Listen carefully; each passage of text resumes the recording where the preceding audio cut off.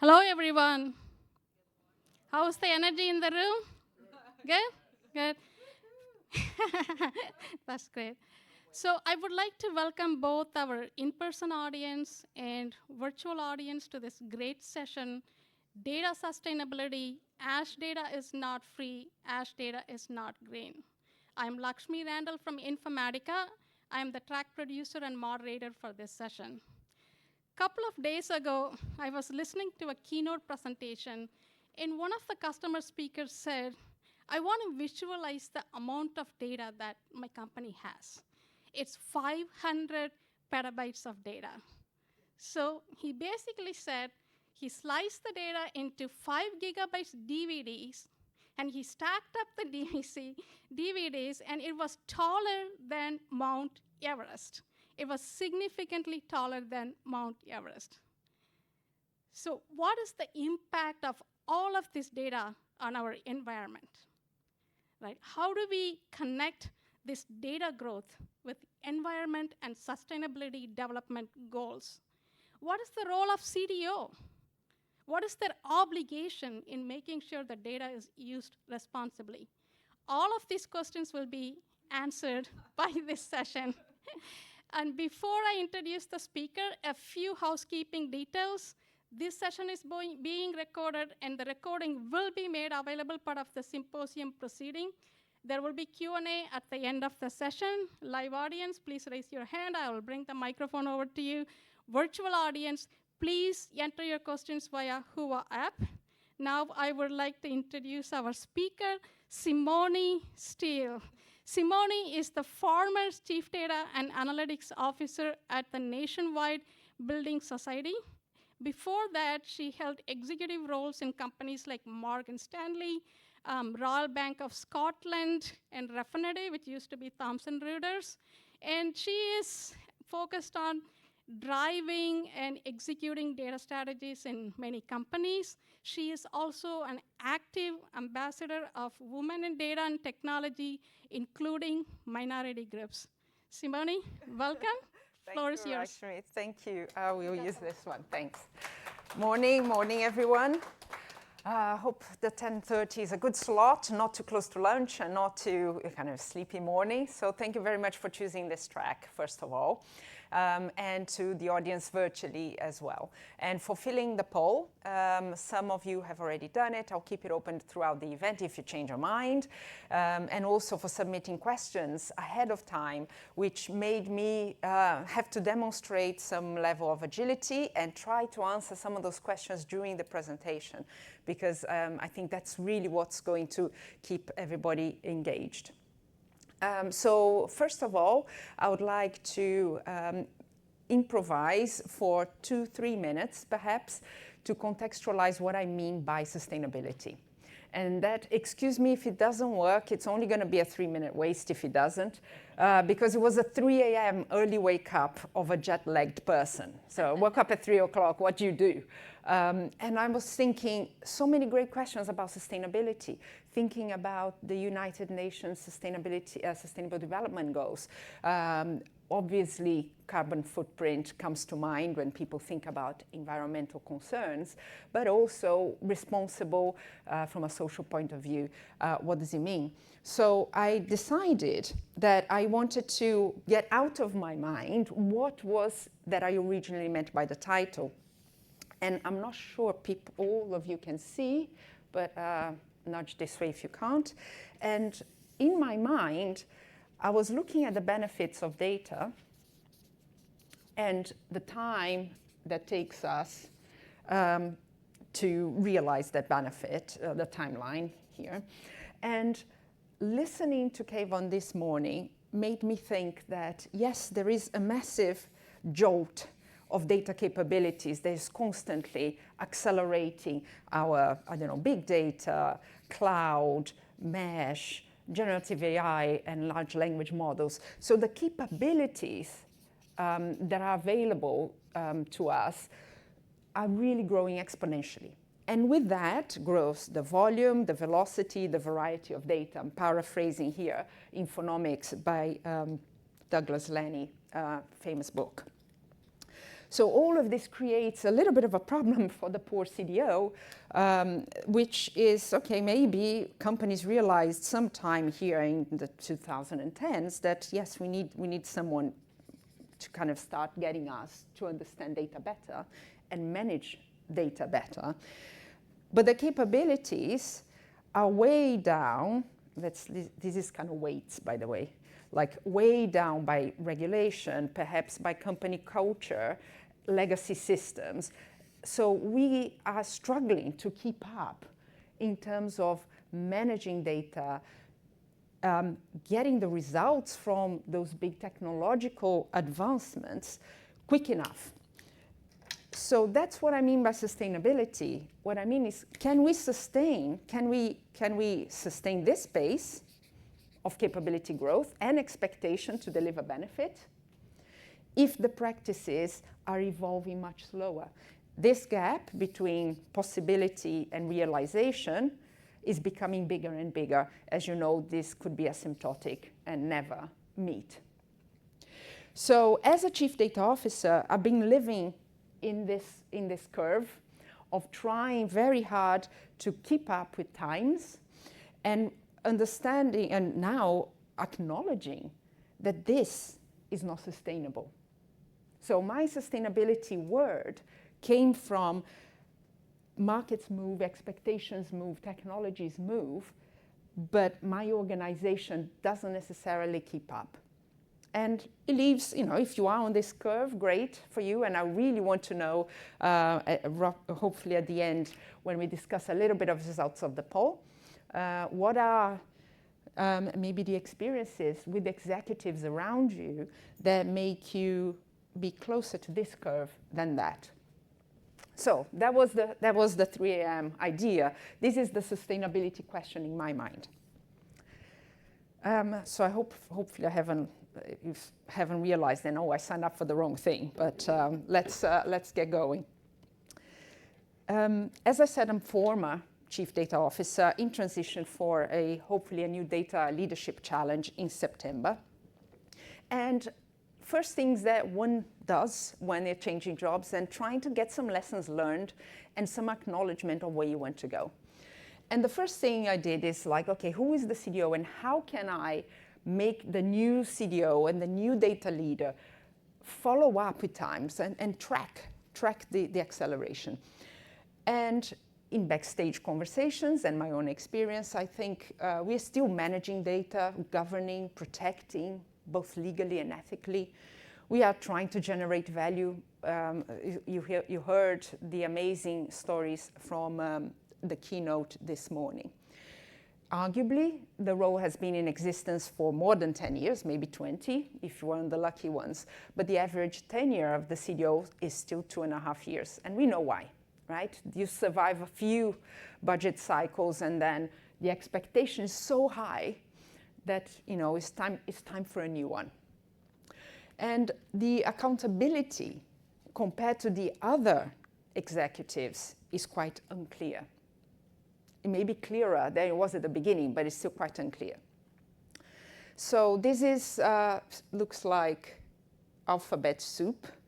But what I mean by this slide is responsibilities of the CDO and the CDAO, with analytics being more present than ever, is a different role depending on who else you talk to at the board. If you talk to a chief technology officer, maybe the CDO is a bit of a rogue agent that wants to democratize data and get lots of tools for people to visualize and do whatever they want. For the chief risk officer, the CDO is the person who's going to keep us compliant with regulation and keep us safe. For the CISO, we don't know what the CISO does because it's all very secret. So but at least they know the policies and they help us with the policies. The COO has cost challenges, has timing challenges that the CDO is supposed to resolve by getting that information quickly to their hands. Marketing, clearly, uber personalization, and arguably segmentation to the nth degree is really what is driving competition and more sales and market share and all those great things. And finally, some of your companies, I'm sure, have a chief sustainability officer, which was a very recent addition to the board in my recent experience. And that's where the partnerships start to form a little in a meaningful way, in a stronger way, in my perspective. But all of these things, put into one role, I think is missing the point. And today, I wanted to talk about how we redefine success, because being successful in that scenario with no budget or smaller team, I was lucky enough to have a big budget and a big team, but that sounds unreasonable. And also, how can you execute a role that is here to stay, but currently is pressed upon from a legacy issue, from a what we're going to do about ESG issue, the weakest link, the person who is going to deliver that magic pivot moment. And I think this is a bit of an illusion. So today I would like to walk you through what I believe we should be doing in advancing the CDAO role going forwards. There will be many other talks today, during the entire symposium, that will be covering what's next for the CDO. And I want to put one thing in, and hopefully not to add to their burden. That will be a bit contradicting my own words. To actually simplify and become sharper in the expectation of the CDO. So that's going to be the journey in the presentation. Hopefully not dragging the slides too much, but I think it's important to acknowledge where we came from to be able to plot the way forward. And I'm going to begin with the pre-digital era. And why is that? Because that's the last time we saw data as a tangible, physical asset. Through the journey of invisibility with digital transformations and other things you want to name it, to then bringing visibility back and showing how data is consuming resources, in what manners and for what purpose, and what is actually consuming resources and not being used for anything. And how to then change mindsets of not data professionals, everybody that works in a data company, which is everybody that works in a company, arguably everybody that doesn't work in a company but has a digital device in their hands, and leadership. What is the mindset that we need to be steering, influeing around the executive table? So that's the journey that will culminate with the concept of data citizen. I'll hopefully get there.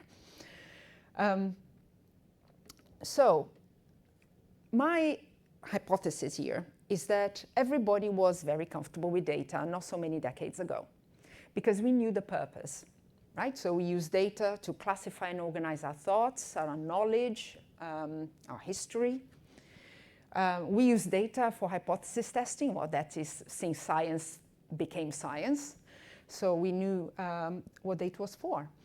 Every business had records of employees, goods, financial records. So that's not new. If you work in an accounting department, you knew exactly the data you had. It was right in front of you with the books and records.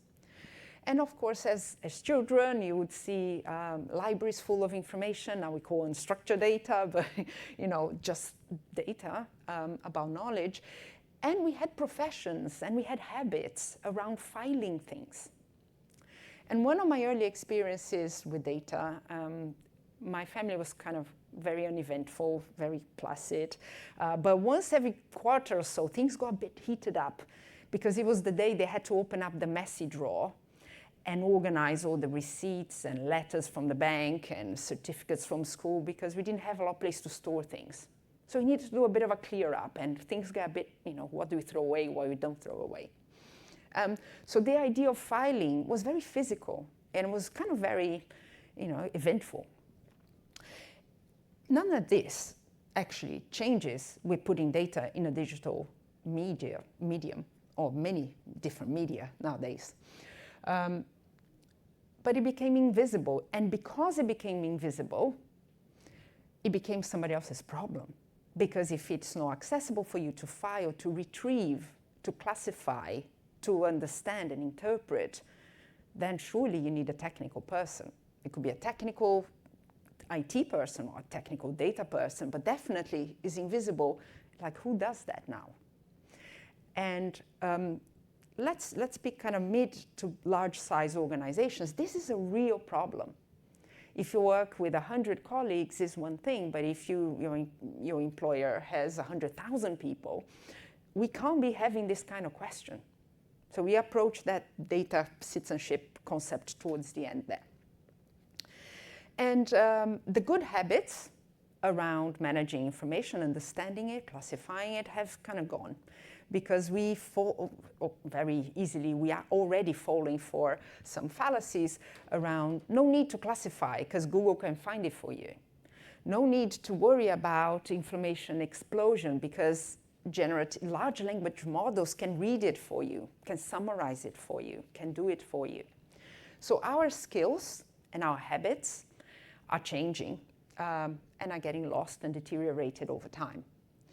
And also, we fell for the fallacy the information exchange is actually an exchange. It's not. We know it's just being copied over and over and over and over. It's a non-depletable asset. Therefore, you can clone it to your heart's content. And because of all of this being invisible, problems like this start to emerge. So at this point, I'm hoping that some of the questions that came ahead of the meeting, ahead of this session, could start to be answered. I didn't dare put the cost, the environmental cost of 1 terabyte of data on the slide, because there will be a series of health warnings. So how is this number calculated? Is it applicable to this region? Is it applicable to hyperscalers? Is it, there are academics, there are hundreds of academics dedicated to calculating the impact of data growth. But I did try my best. And the number I trusted the most, because in open data you can all verify, by the Energy Information Administration here in the US, albeit it was interpreted by 8 Billion Trees, is an environmental organization, so there might be some bias towards that interpretation. But it is, for 1 terabyte of data stored, there are about 2 imperial tons of carbon dioxide emitted. Now, some of this is to do with the embedded energy that goes into making the equipment. There is no statement about, is this data dormant, or is it this data being streamed like a video every, multiple times a day, every day? So take this number with a pinch of salt, but juxtapose this number, 2 tons of carbon dioxide per terabyte, onto a graph like this. What is it saying? This is an older prediction. So in 2016, the prediction of the global footprint of data of all industries, obviously full of assumptions, was about to reach 40 zettabytes, 40 billion bytes, in 2020. Albeit, most of it not analyzed, but it was growing. Compare that to the new estimate in 2022 that we've already surpassed 64 zettabytes in 2020. So the gradient, the many variables that represent this acceleration, this exponential growth, are at play here. It's compounded by many technology advances simultaneously.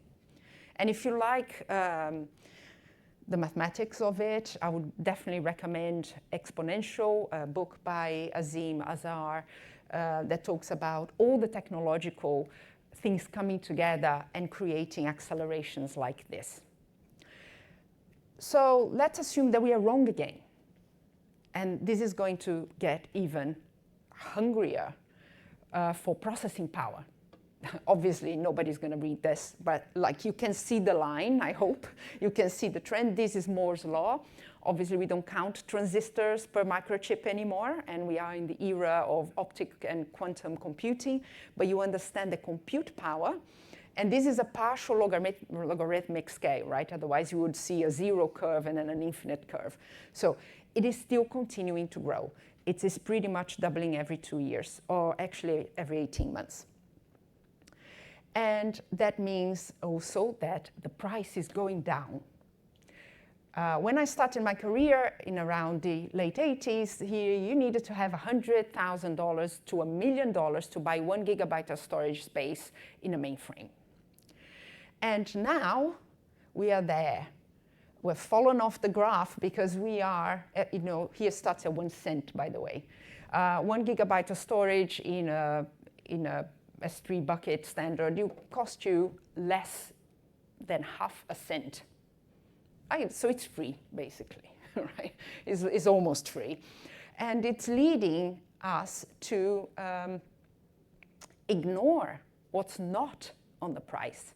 So these economic externalities, they could be good ones and could be bad ones.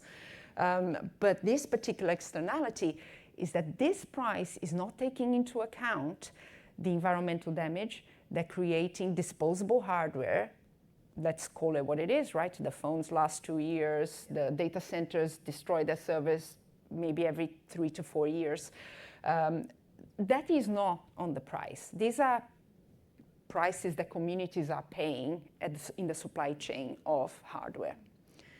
And finally, there is a consumer responsibility here that because it's free, we consume more, and you've seen this with many, many different goods and walks of life. It's not just a data thing, it's a human thing.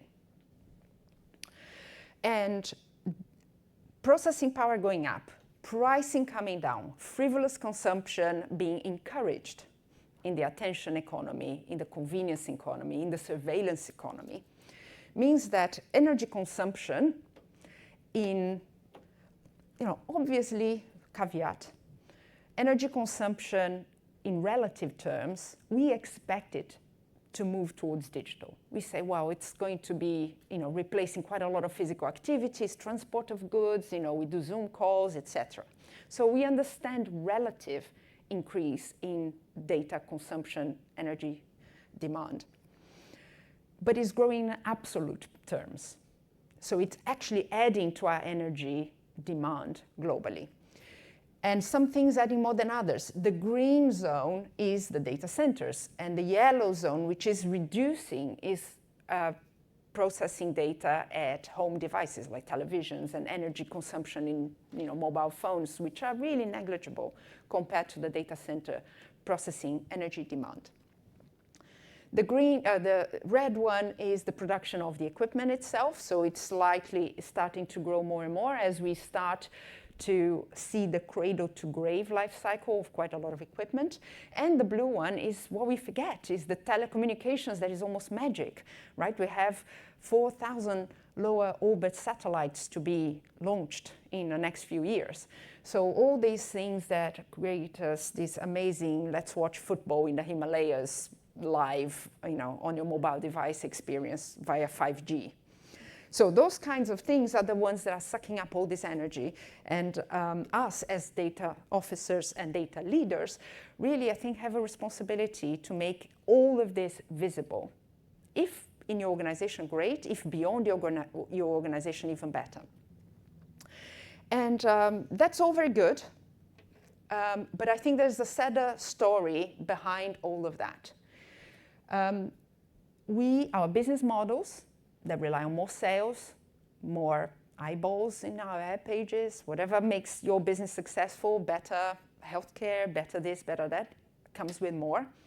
But the reality, as you manage your data stores day to day, is that 90% of, okay, I'm going to put some sources here. I'll give you the sources later in the presentation if you want to read more about them. So some quotes from a meta-analysis done by Jerry McGovern in Worldwide Waste.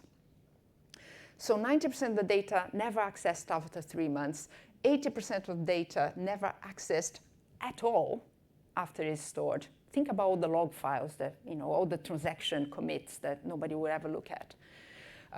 Businesses only analyze about 10%, I think if you were lucky, of the data you collect.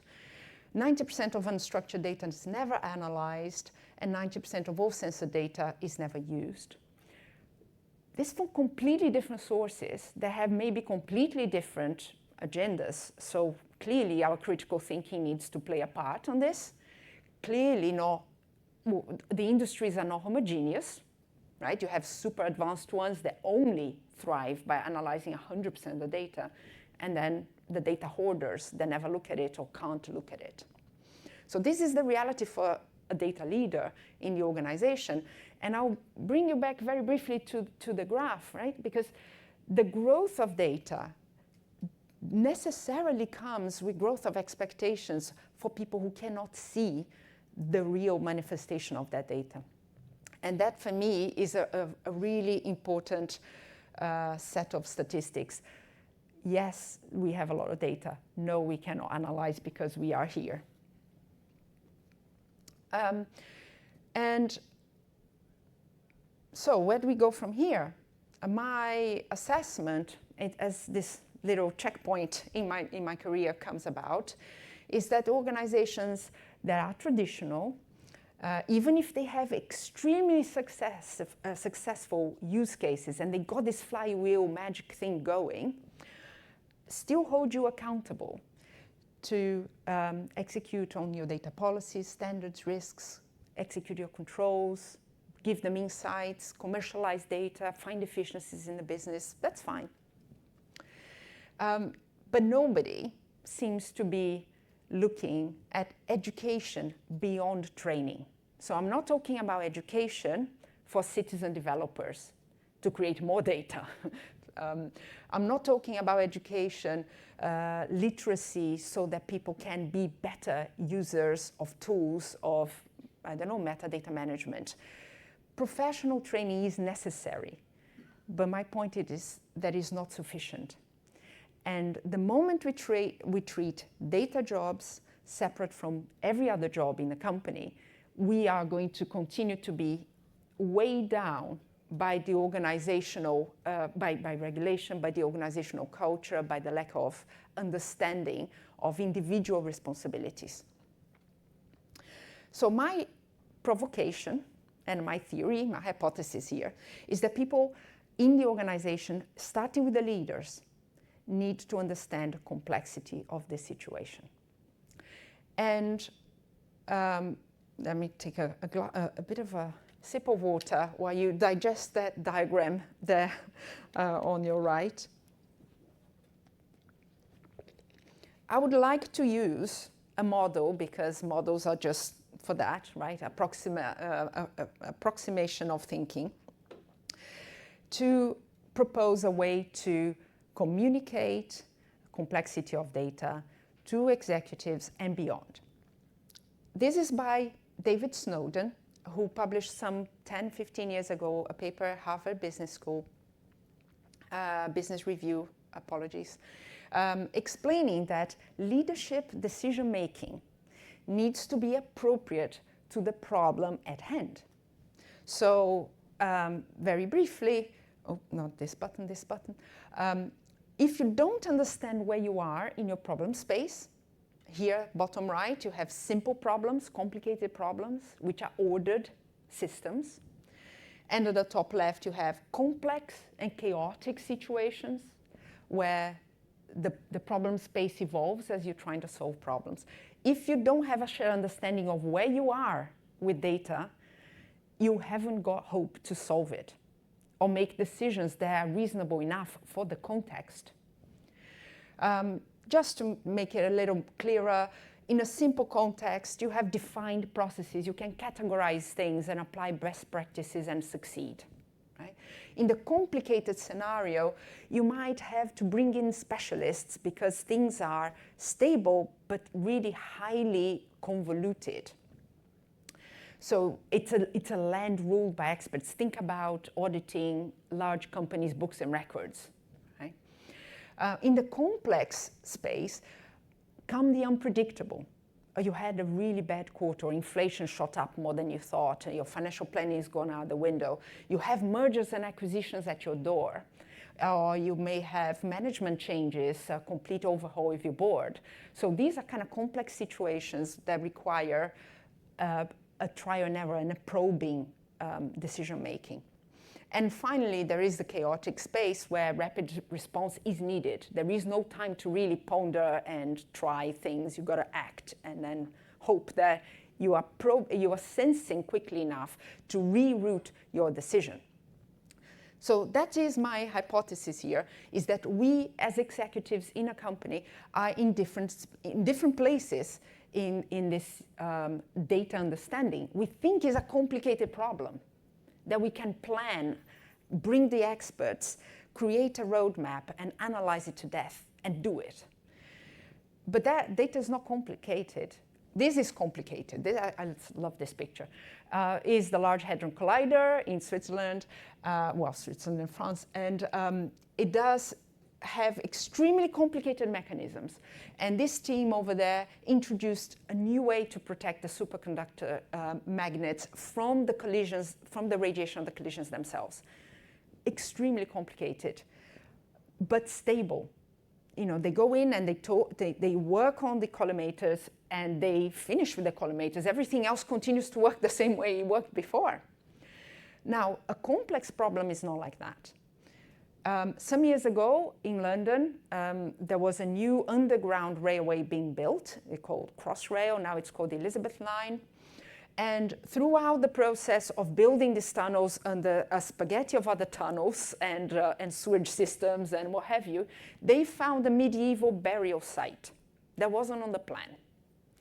And your plan had architects, engineers, construction companies, yada, yada, yada, but it did not have archaeologists, and it did not have anthropologists and any other ologists that needed to tackle that problem, historians, conservationists, etc.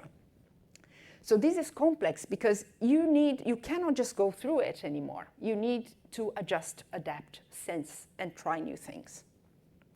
And that's what I think is a better situation for discussing data challenges in large companies. So I believe most problems are here in the complex, sometimes chaotic, because now you don't have boundaries of your organization anymore. You know, augmenting data, leasing data, using data from external market players, using open interfaces to banks, open AI and the like, means that it's quite chaotic. But the organization goes into the budget cycle thinking that most problems are over here, that we can plan and discreetly choose project A, B, or maybe the flywheel project for innovation encapsulated in this little bubble of budget.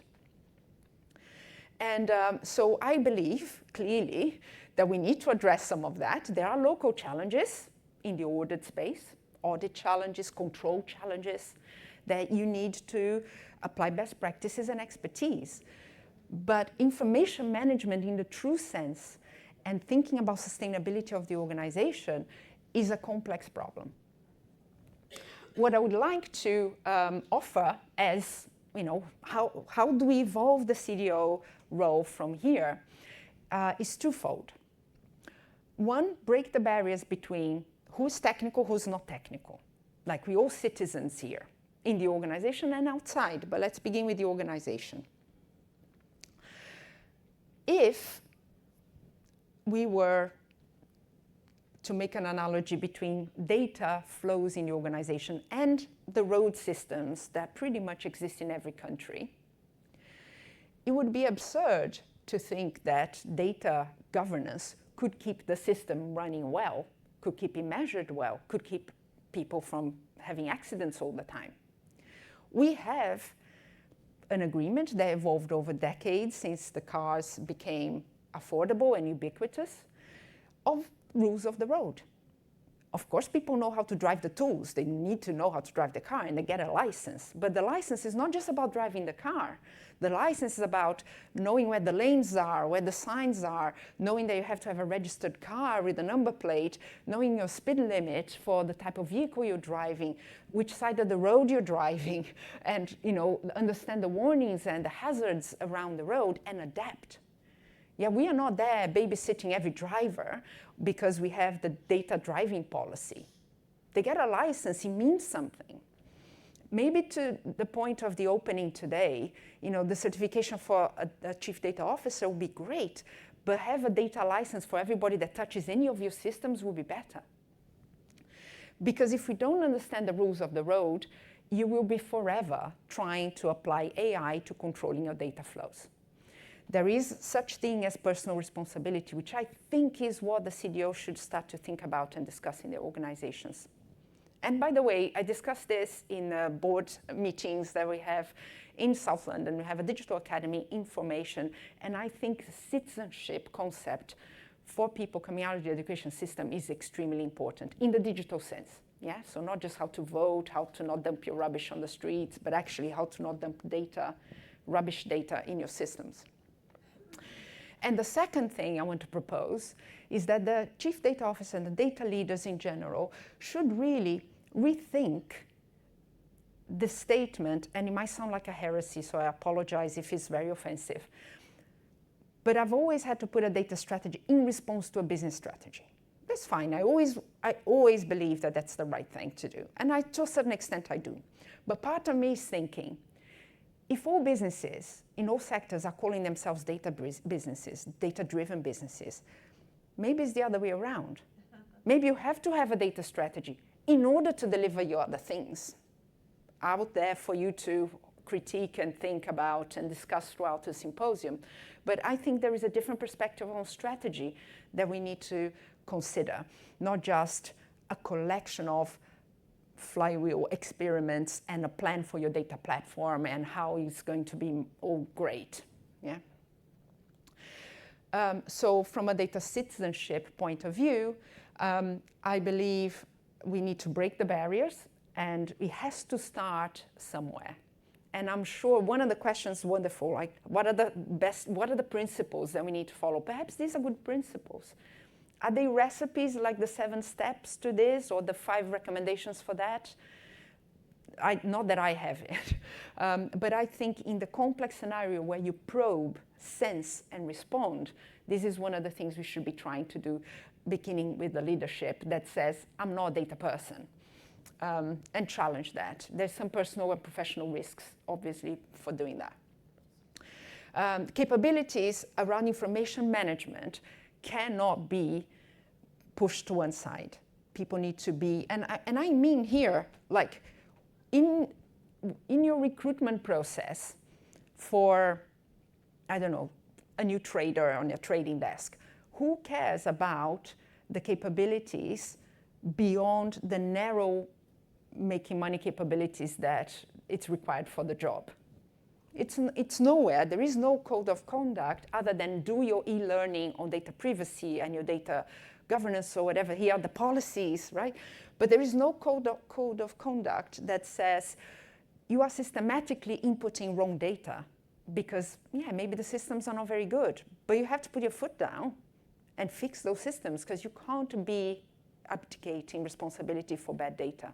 And we saw this morning, especially on the keynote, that bad data, biased data, will lead to bad outcomes. And arguably, AI just replicates the past.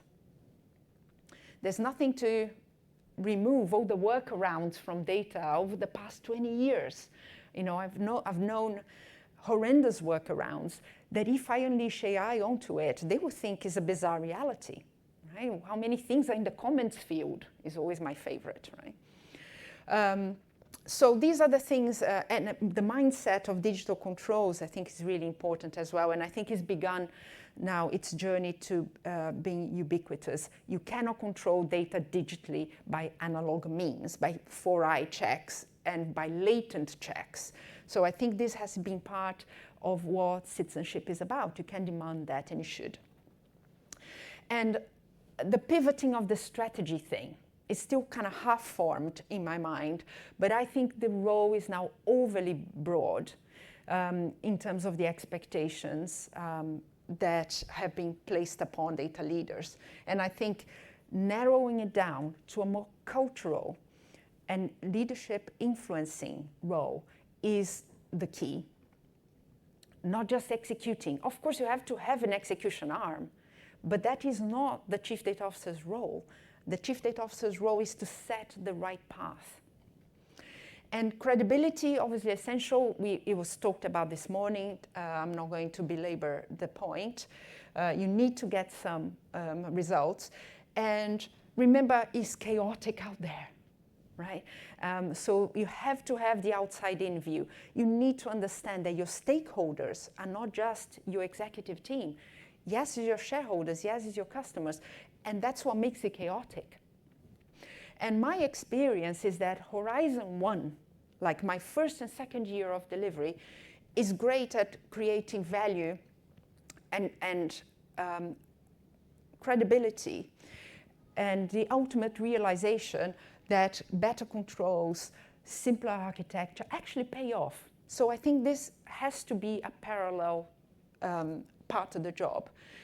I completely discourage everyone to try anything in Horizon 2, which is this thing like in a couple of years' time, more or less, and it needs a lot of infrastructure at the beginning, and maybe in 3 years we'll see the ROI materializing. I don't think that is an easy path, and I am keen to hear from you when those kind of situations of medium term have delivered good results for you and learn from you. But Horizon 3 begins now. And I think if you occupy your mind with credibility at the short term while educating the broad organization and your executive team, there is more chance that you're going to move from the weight of these processes and these technologies into an accelerated route. Maybe you're never going to be tracking the acceleration of the industry, but you need to bring the gradient up to get closer to what is possible to deliver. And I believe that is with partnerships across many professions in the organization, not a data tower and a data profession and a data science group and a data product team. So this is clearly, in inception, is more a hypothesis and a provocation than a recipe. As I mentioned, I'm not going to give you the 7 points that you should do. But I believe sensing your context, understanding where you are, your data problems might be in a different spectrum of the ones that I've been dealing with, is essential to influence and steer the situation. So just so you can have something to take away, because it was quite rambling and full of digressions, I think data sustainability today is not a strategic concern. Sustainability is. They want data to show they are on a sustainable path, right? Your carbon emissions, your waste management, your diversity and inclusion in the society, your communities. That's all fine. We still need to provide data for that. But sustainability of data practices are not a strategic concern, and I think they should be. And the second one, in a complex situation, you cannot control it. So deterministic plans, I think, are a waste of time. You need to be able to steer and influence. And that has to come, obviously, with some early credibility, which I hope in your organizations you will have some confidence around you, and with some small Horizon 1 deliveries, you'll be able to evidence. Now, I mentioned many facts, data points, and I really, you will need to get this presentation obviously offline, because there's a whole link there that I put in small print. But it's important that you educate yourselves as well and get people excited about the amount of waste that digital generates, the life cycle of how things are produced, and how things, where the equipment goes to die, right? How those things are recycled or not. What are the toxicity levels of doing so in poor countries? So this is all very important, and I think requires advocacy at the highest levels.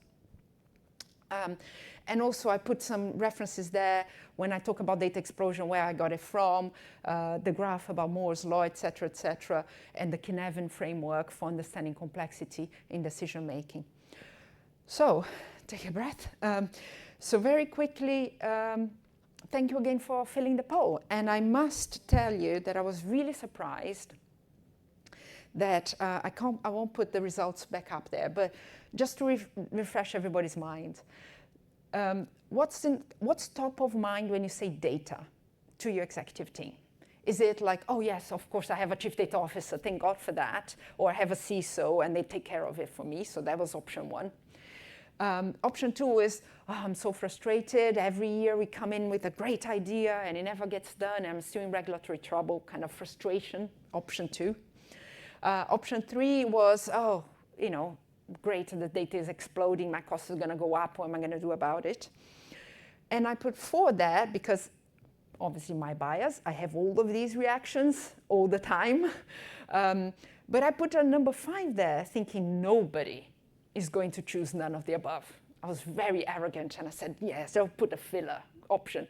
And 44% of you have something else as a response. And I'm really curious to know what that is because it completely threw me. In fairness, I will publish the results of the poll to you all, but the dominant one was 2 and 4, frustration, plus all of the above, but mostly frustration. 20%, 10%, something like that.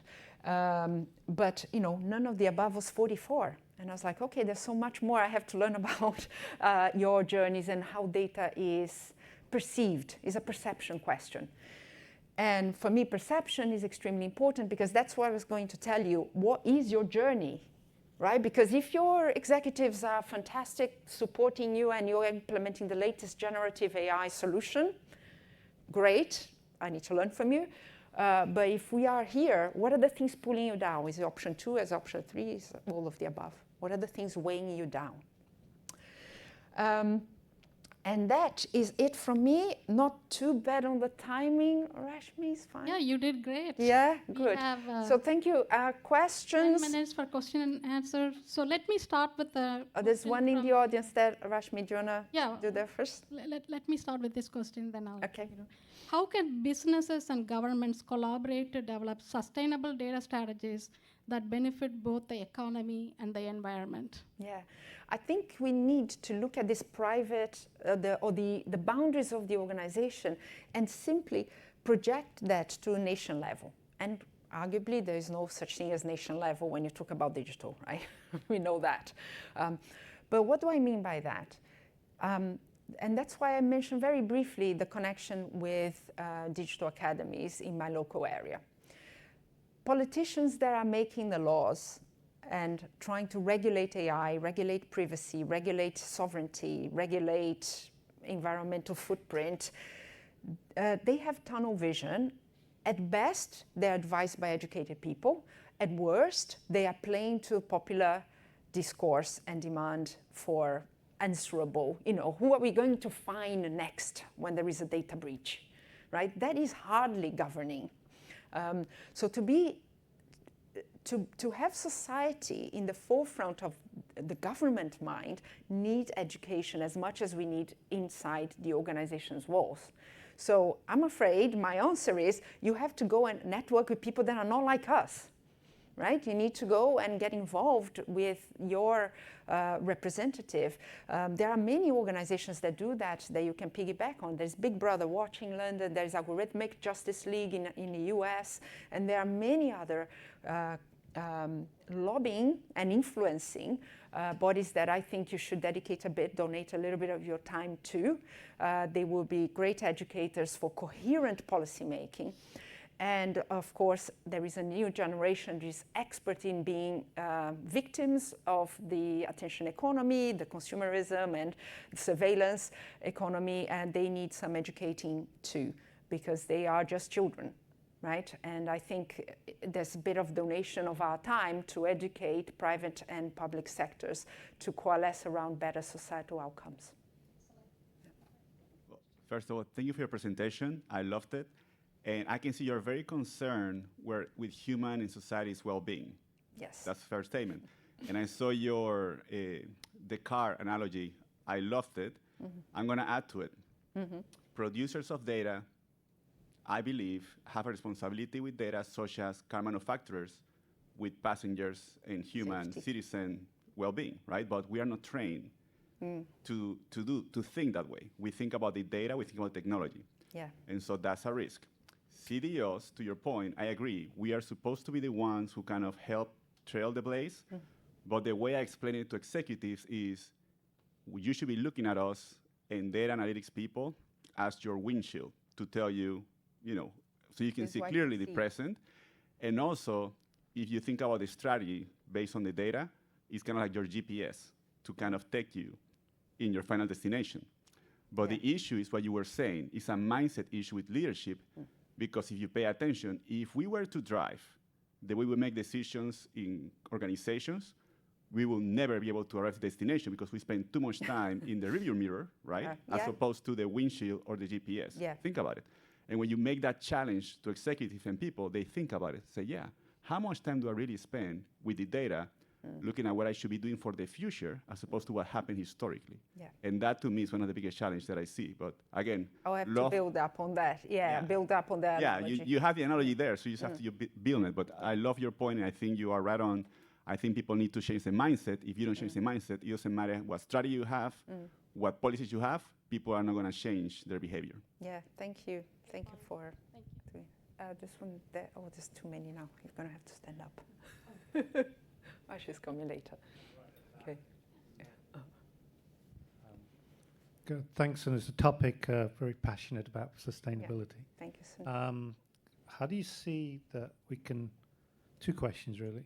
Firstly, companies are required to file their ESG as part of their financial reports now. It's mandatory. Okay, the guidelines will be mandatory. And carbon emissions, and in scope 1, scope 2, scope 3.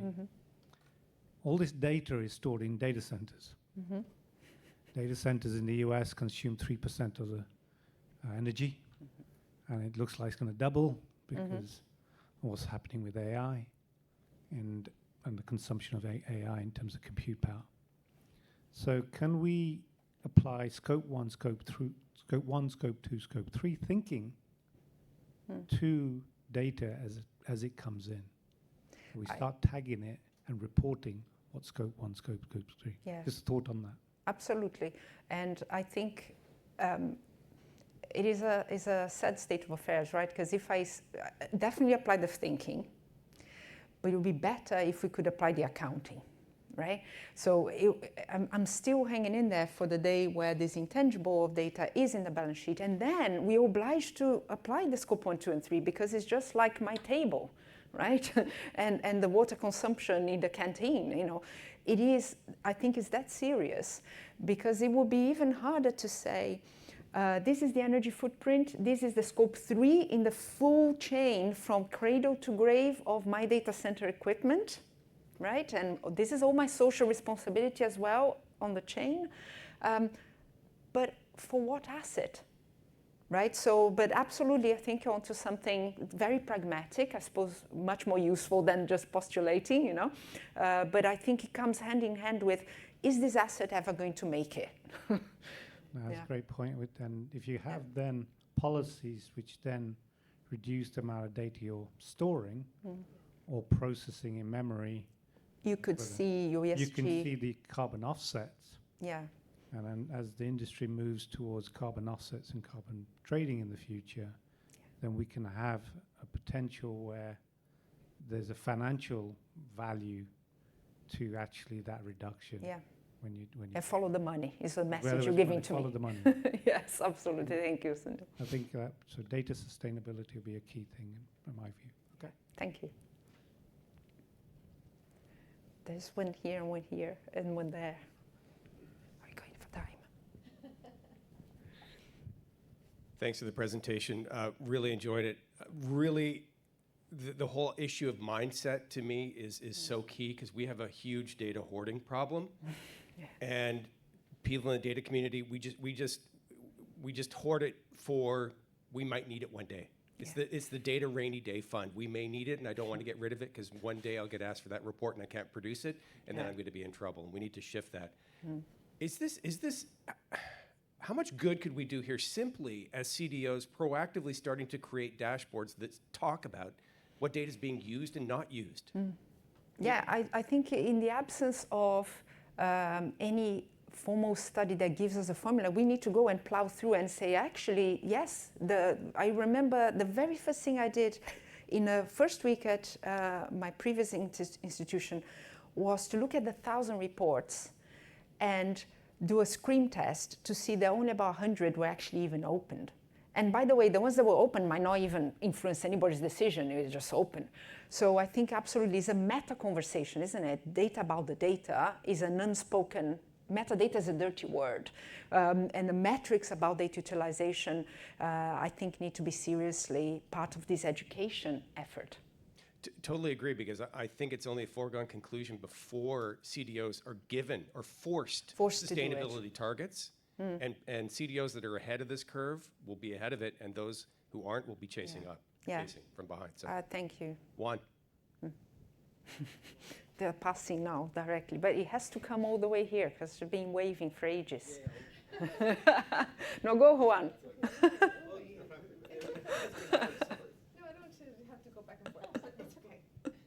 No, again, as everybody has said, this is such a great topic and something we should all be talking about. My question is, have you seen any companies starting to take action in terms of, you know, the volume of data that they're storing and starting to move in that direction? What I have seen more, well, the honest question is no, I haven't seen a company that is looking, oh, he has a company, here we go. I was going to say, GDPR is forcing a lot of companies in Europe to be much more stringent on how they keep up with data. So yes. But that is private data about individuals. I'm thinking transaction logs of, you know, decades. So yes, absolutely, for individual people's data, you can't over-retain, right? That's the law, you cannot over-retain. But it's very different from having this hygiene practice across, because most of the deletion may be logical deletion. You just remove the key, but the data's still there. And the carbon emission, the storage is still there, right? It becomes the CTO problem to get rid of it. In fairness, I've seen it for both. Also transactional data. Yeah. I'll give you an example. I used to be in Walmart, and we used to have 7 years of historical data. Yeah, sorry, there's people virtually as well. They want to listen to what you have to say. Sorry, I'm just saying, you know, I've seen it in both occasions, also for transactional data. I remember back in the day, we can do like 10 years of data, no problem. And now we've been getting more and more calls to say, hey, can we do it with 3 years of data? So I have seen some movement, especially in Europe again, not so much in the US. Thank you. Policies around data minimization.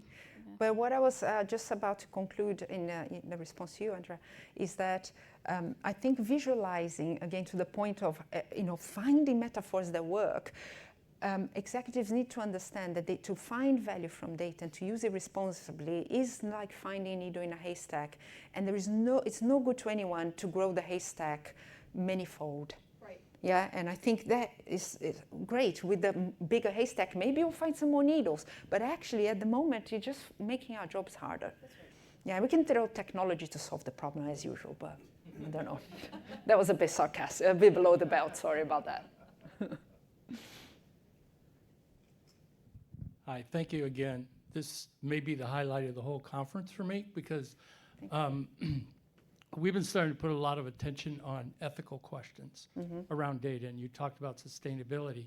Do you think we have the same challenge with ethical questions? And because of all the generative AI, ChatGPT, that's starting to raise a lot of ethical questions about the impact on humans and society and cultures and so forth. So when you talk about sustainability, if you make it even broader and talk about responsible use of data, there's an ethical dimension in addition to sustainability. Well, I love the comment, because we forgot the why, and the pre-digital era, we knew why we're doing things. And now, and I use these 3 expressions, I know, rush me, I'm going to rush, 3 things. This convenience economy, because it's free, I'll give my data. It's like a normal behavior. Apart from freaks like me that don't do that. The second thing is the attention economy. They're creating zombie generations that just scroll through and get entertainment pushed into them. And the third is surveillance economy. And I believe privately and publicly surveillance is a problem. Whether you're in nominally democratic countries or overtly totalitarian countries, you have a surveillance data growth problem. So ethically, these 3 things for me are very toxic. You know, buying people's attentions, getting people to sell their what is a self to become a product in the convenience economy and be subject of surveillance. We are going down a very, very slippery road very quickly. If I may, if you are curious, I wrote an article, I didn't put it on a presentation, but so many questions are hitting on that point. And I will ask you to go to my article site. It's called iData Citizen. Sorry, because I can't talk and write at the same time. If you want to expand on the ethical, societal purposes, ecological concerns, it's an idea that I'm trying to elaborate with the industry around citizenship obligations. Try to be a responsible, don't drink, drive kind of thing. Yeah, Juan. I just want to make one final comment now. B Corps, public benefit corporations. So I think we should start looking into it. I'm proud to say our company, Data World, is I think one of the first, if not the first, data company that is a B Corp. And I think our founder CEO, Brett Hurd, is pushing, saying there's no reason why any company shouldn't be a B Corp. I think you're still a C Corp. I mean, in the sense that you want to maximize shareholder value, but you have a public benefit mission. So I think this is something that we're going to start seeing pushing that. And the other one is that we need to really find that balance between efficiency and resilience. And we're just incentivized to be efficient, and therefore everything you're talking about, which we all are agreeing here, we're not incentivized for that. We're incentivized to just show value now and 6 months, 3 months, 6 months from now. So I can't. I think resilience is probably a better word than sustainability even, because resilience from a point of human point of view, ecological point of view as well. So as I play a bit the two. So I don't know if you can read, it's just idatacitizen.com if you want to read a bit more. idatacitizen.com. Thank you, Simone. Thank that was you. A great presentation, timely topic. Thank you very much. So thank you everyone for attending. Ash Gaia Goddess, Ash Simone still. Thank you. Wish I could save you.